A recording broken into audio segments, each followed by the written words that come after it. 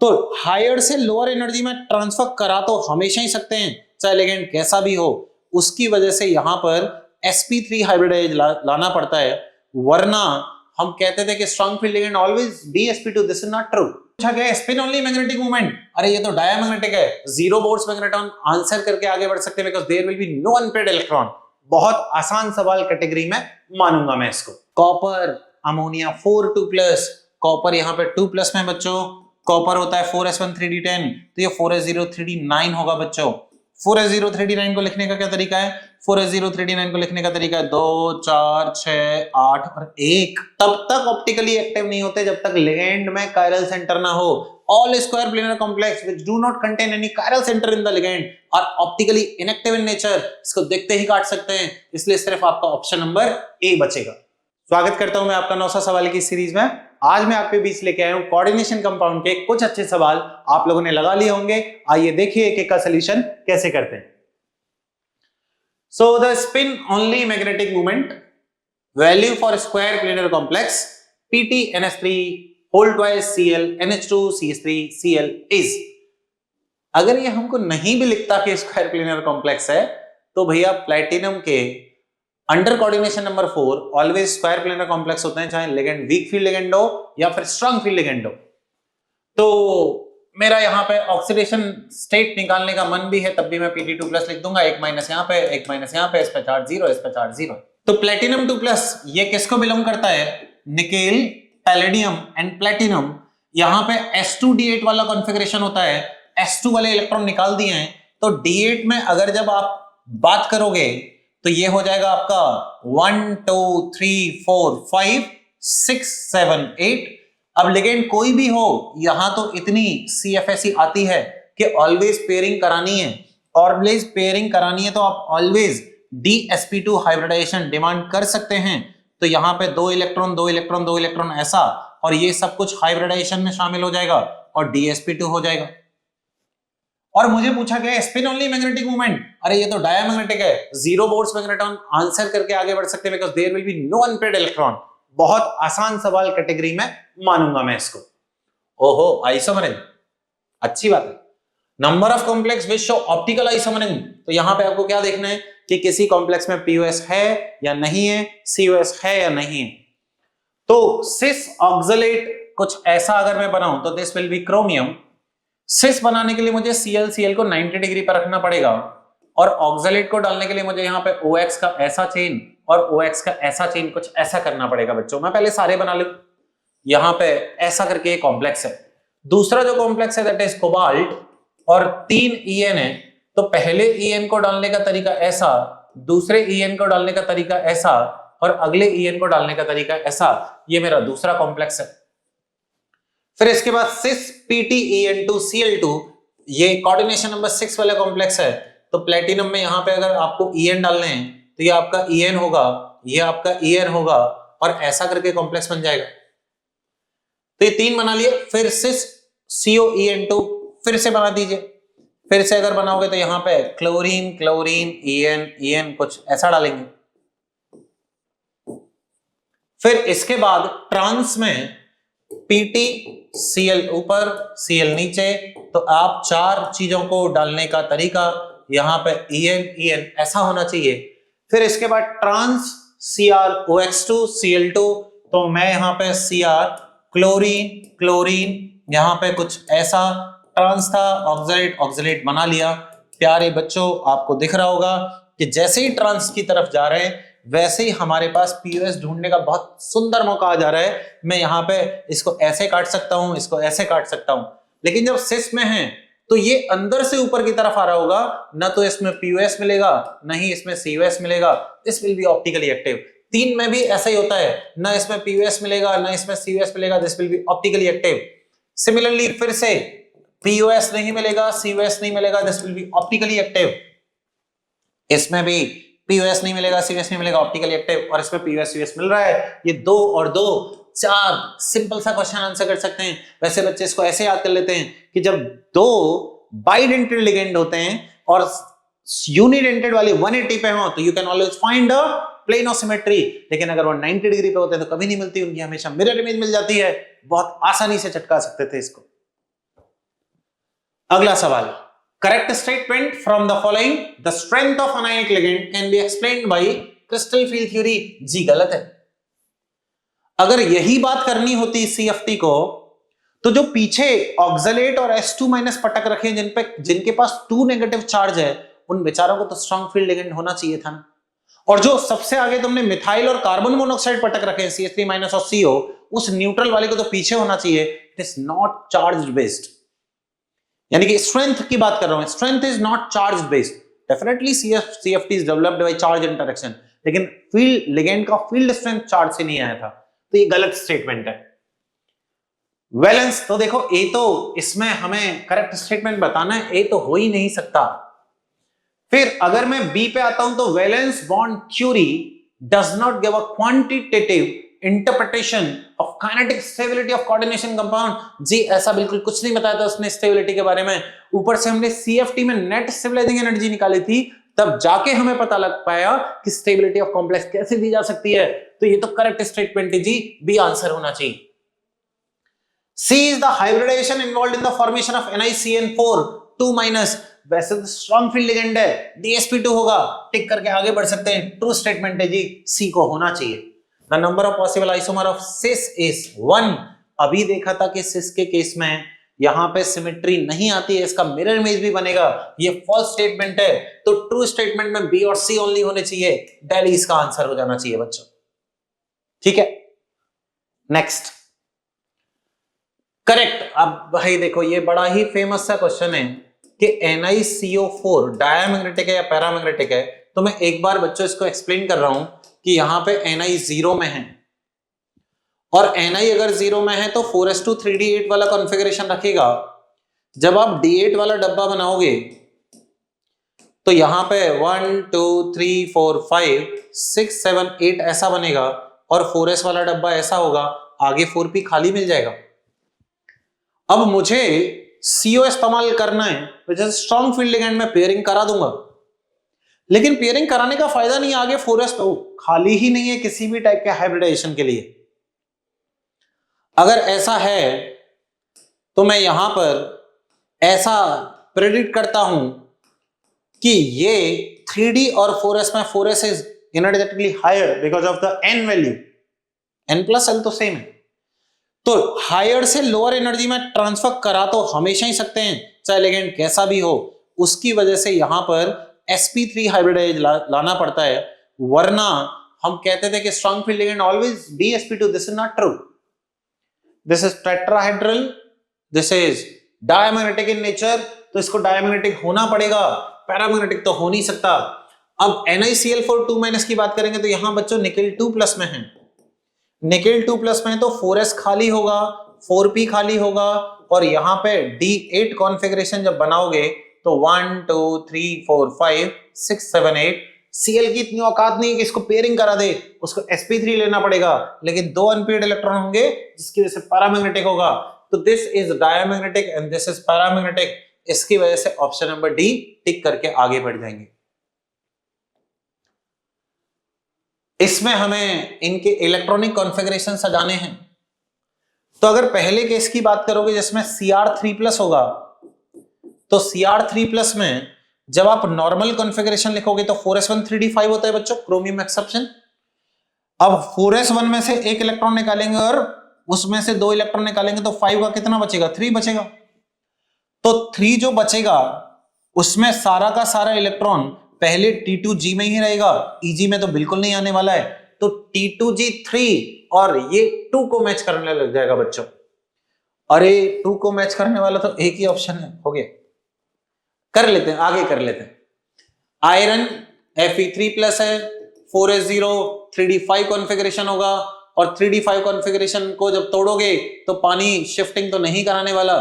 तो यहां पे 3 इलेक्ट्रॉन T2G में और 2 इलेक्ट्रॉन Eg में, 3 इलेक्ट्रॉन 2 इलेक्ट्रॉन इसको मैच करने वाला है, G3 से मैच कर रहा है। Nickel 2+ always forms outer orbital complex, क्योंकि अंदर वाला T2G भरा हुआ होता है इसका। यहां पे 1 2 3 4 5 6 7 8 कुछ ऐसा होना चाहिए। और पानी जब आएगा तो मुझे लगता है आगे के ऑर्बिटल यूज करेगा। ये Eg T2G6 और 2 वाला कॉन्फ़िगरेशन फॉलो करना चाहिए, जो कि ये है, इसको आप मैच करा सकते हो आसानी से। This cobalt ammonia 6,3 plus and cobalt fluorine 6,3 minus are spin free and spin paired या outer orbital inner orbital, तो cobalt 3 का configuration लिखो, this is nothing but 4 is 0 3d6 configuration। d6 configuration की अगर बात करूं तो कुछ ऐसा होना चाहिए बच्चों, और यहां पे भी d6 configuration है, तो ये तो वीक फील्ड लिगेंड है, ये स्ट्रांग फील्ड लिगेंड होता है, वैसे बाउंड्री लाइन केस होता है। तो वीक फील्ड लिगेंड में आपको आउटर ऑर्बिटल कॉम्प्लेक्स बनाना है, ये तो इनर की बात कर रहा है, और यहां पे स्पिन फ्री या spin paired, definitely spin free आएगा, और यहां पे पेयरिंग करा के कुछ ऐसा कर लोगे तो स्पिन पेयर्ड कॉम्प्लेक्स हो जाएगा। ऑप्शन नंबर बी टिक करने वाले। ClCOCl एंगल वैल्यू पूछी है, इन फेशियल, फेशियल लिखते ही समझ जाओ कि तीनों सेम साइड वाले, सेम टाइप वाले 90 90 90 पे होंगे, और 90 90 90 पे होंगे तो मैं बताऊं तो यहां पे Cl रख दो, यहां पे NH3 लिख दो। This is the meaning of facial isomer या fac isomer. ClCOCl bond angle पूछा है जी, 90 डिग्री होगा, और दूसरा Cl बॉन्ड एंगल भी 90 डिग्री होगा, तो 90 90 आंसर करना पड़ेगा, कोई भी 180 डिग्री आंसर नहीं है। मेरिडियोनियल की बात करता तो उसमें 180 डिग्री पे जाता है। Total number of moles of AgCl precipitated on addition of excess of AgNO3 to 1 mole of each of the following complex। तो भाई जो भी आयोनाइजेशन स्पेयर में है, यहां पे 1 मोल आएगा, यहां पे 2 मोल आएंगे, यहां पे 0 मोल आएंगे, और यहां पे 2 मोल आएंगे, तो हमें टोटल नंबर ऑफ मोल्स बताने हैं। तो मुझे लगता है 5 मोल का AgCl प्रेसिपिटेशन आपको बी करके अंदर दिखाई देने वाला है। कायरल कॉम्प्लेक्स POS COS नहीं होनी चाहिए। प्लेटिनम Cl अगर यहां पे इनको जोड़ते हैं तो ये हो जाएगा En, ये हो जाएगा En, इसमें पक्का ऑप्टिकली एक्टिव होगा। ट्रांस में ऑप्टिकली एक्टिव नहीं हो पाएगा, POS मिल जाती है, अभी मैंने बोला था सिस वाले इसमें, लेकिन बेटा ये तो स्क्वायर प्लेनर कॉम्प्लेक्स है, बच के रहना। और स्क्वायर प्लेनर कॉम्प्लेक्स तब तक ऑप्टिकली एक्टिव नहीं होते जब तक लिगेंड में कायरल सेंटर ना हो। All square planar complex which do not contain any chiral centre in the ligand are optically inactive in nature. इसको देखते ही काट सकते हैं, इसलिए सिर्फ आपका ऑप्शन नंबर ए बचेगा। आइए, denticity of ligand present in filing reagent. सबसे पहले तो फाइलिंग रिएजेंट क्या होता है जी? फाइलिंग रिएजेंट होता है aqueous copper sulphate solution. Aqueous copper sulphate solution, इसका डेंटिसिटी हमको निकालना है। और अगर मैं यहां पर साथ में बोलूं सोडियम पोटेशियम टार्ट्रेट होता है, सोडियम पोटेशियम टार्ट्रेट, तो जब आप यहां पर इन दोनों को मिलाओगे तो जो आपका कॉपर 2+ का कॉम्प्लेक्स है ना, सोडियम पोटेशियम टार्ट्रेट का एक बार स्ट्रक्चर दिखा देता हूं। This is sodium potassium tartrate,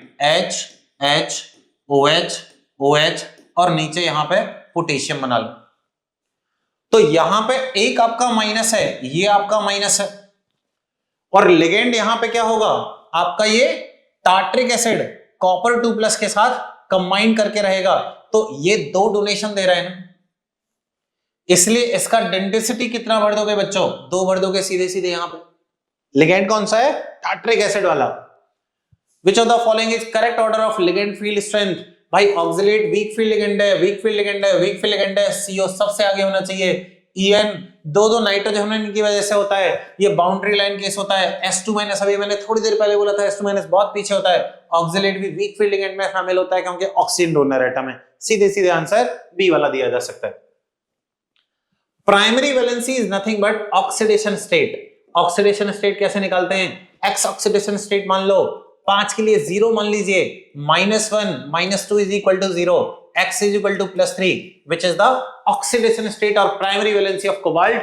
3 answer होना चाहिए, दो तो ऐसे काटेंगे। Secondary valency is nothing but coordination number 6। 3 और 6 का एक ही ऑप्शन है प्यारे बच्चों, ऑप्शन नंबर डी आ जाएगा। आसान सा सवाल है, आसानी से आंसर आ जाता। Now number of paramagnetic species, बहुत मेहनत करा के मानेंगे। NiCN4 2-, अगर मैं बताऊं DsP2 होता है तो निकेल यहां पे 2+ कॉन्फ़िगरेशन में ये हो जाएगा 4s0 और आगे हो जाएगा आपका 3d8 कॉन्फ़िगरेशन। और मुझे लगता है कि 3d8 कॉन्फ़िगरेशन 1 2 3 4 5 6 7 8 ये पेयरिंग करानी पड़ेगी जिससे हम हाइब्रिडाइजेशन इसको DsP2 दे पाए। 0 अनपेयर्ड इलेक्ट्रॉन, पैरामैग्नेटिक होने का सवाल ही नहीं पैदा होता है। सेम चीज यहां पे आएगी, पैरामैग्नेटिक होने का सवाल नहीं होता है। ये वीक फील्ड लिगेंड है, पैरामैग्नेटिक हो जाएगा जी। 2 अनपेयर्ड इलेक्ट्रॉन, यही वाले जो निकेल में दिख रहे हैं वो सीधे सीधे आएंगे।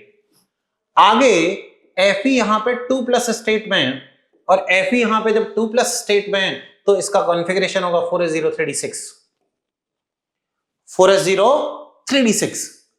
अब ये d6 का जब डब्बा बनाओगे, d6 का जब डब्बा बनाओगे तो 1 2 3 4 5 एंड यहां पे 3d6, लेकिन स्ट्रॉन्ग फील्ड लिगेंड है जी, तुरंत पेयरिंग करा देगा। 0 अनपेयर्ड इलेक्ट्रॉन, पैरामैग्नेटिक होने का सवाल ही पैदा नहीं होता है। लेकिन जब 3- की बात करोगे, अभी कर लेते हैं, 3- की बात करोगे तो Fe3+ होगा, ये 3d5 कॉन्फ़िगरेशन होगा। 5 कॉन्फ़िगरेशन में ये नहीं भरोगे, पेयरिंग यहां से यहां से होगी, एक अनपेयर्ड इलेक्ट्रॉन बच जाएगा जी, ये रहा paramagnetic.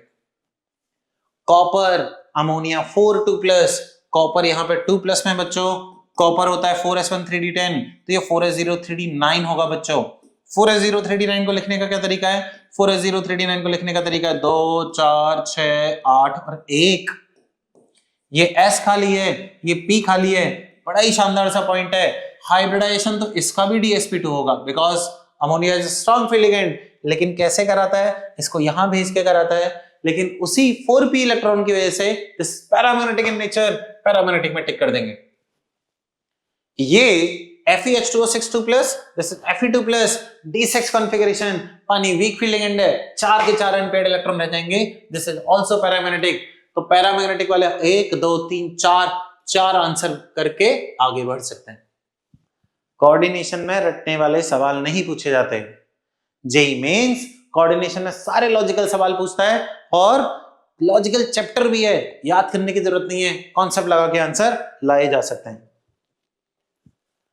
The complex कटाइन which has 2 isomer, 2 isomer, A6 में तो एक ही होता है, A5 में भी एक ही होता है, इसमें भी होता है। तो सर इसमें कहां से आएगा? भाई ONO लिंकेज दिखा सकता है, NO2 लिंकेज दिखा सकता है, तो एक हो जाएगा NO2 वाला, एक लिंकेज हो जाएगा ONO वाला।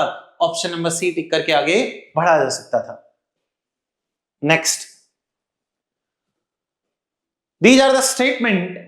Assertion 1 is spin only magnetic moment value for this is 1.74 volts magneton, whereas for this it is 5.92. एक बार चेक कर लेते हैं। ये है Fe3+, configuration will be 4s0 3d5 which contain only 1 unpaired electron, y1 unpaired electron, Cn is a strong field ligand, transfer करा देगा जी 1 2 3 4 5, ये यहां एक अनपेयर्ड इलेक्ट्रॉन जब आएगा √n into n+2 में भरेंगे और यहां पे जब भरेंगे तो ये आ जाएगा 1 into 3 that is equal to √3 that is equal to 1.73 या 74 चलेगा जी, आंसर करना चाहिए। जबकि इस वाले केस में जब Fe3+ है तो कॉन्फ़िगरेशन होने वाला है 4s0 3d5, अनपेयर्ड इलेक्ट्रॉन कितने होंगे? 5 √5 into 7 that is √35 जी। 36 होता तो 6 होता, 6 से थोड़ा सा कम। assertion is correct, no doubt. Reason, in both complexes Fe is present in 3+ state. जी हाँ, सही बात है, लेकिन इसका ऊपर वाले से क्या मतलब है? एक्सप्लेनेशन नहीं होना चाहिए, दोनों करेक्ट एक्सप्लेनेशन, दोनों करेक्ट स्टेटमेंट होना चाहिए। ऑप्शन नंबर डी टिक कर सकते हैं। तो प्यारे बच्चों, कोऑर्डिनेशन कंपाउंड के ये सारे सवाल लगा लिए होंगे, इनसे आप रिवीजन कर लिए होंगे, मींस बहुत नजदीक है। I wish you all the best for your JEE mains 2025 examination. Thank you.